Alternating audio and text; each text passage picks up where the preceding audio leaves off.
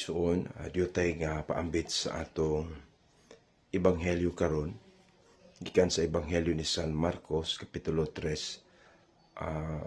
verses 20 to 21.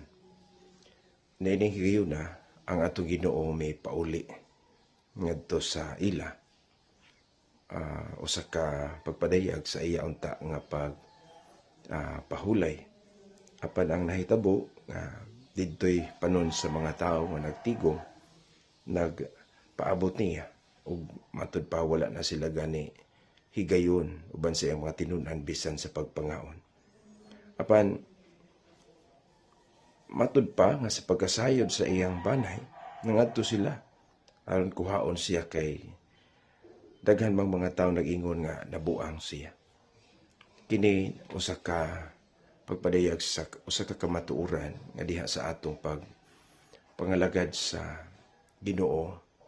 Adunay mga tawo nga madasig motuo kanato apan kamatuoran yun nga adunay mga dili motuo, dili mo approve sa atong gibuhat.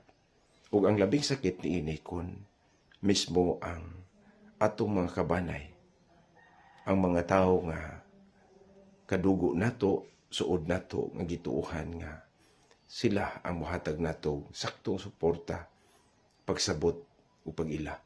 Apan sila naman hinuon ang wala makaila o mohatag pagyod o dili maayo nga paglantaw nato, ti abay nabuang siya.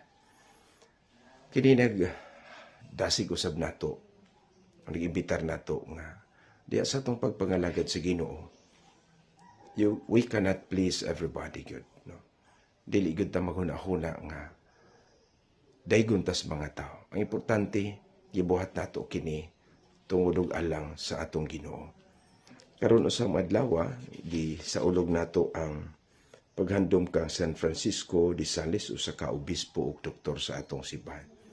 Siya usab usa ka santos diha sa iyang pagkapari hangtod sa iyang pagkaobispo. Nanikamot gyud aron sa pagpalig-on sa pagtuo labi na sa mga kaparian.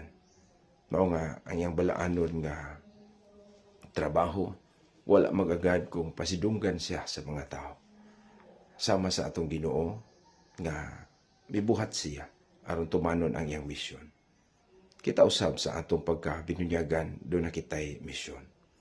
Ang atong hagit kung kaya ba nato diha sa atong pagpangalagad mahimutang mapasakitan bisan gani sa mga suod o atong pamilya mismo, dili makasabot ka nato.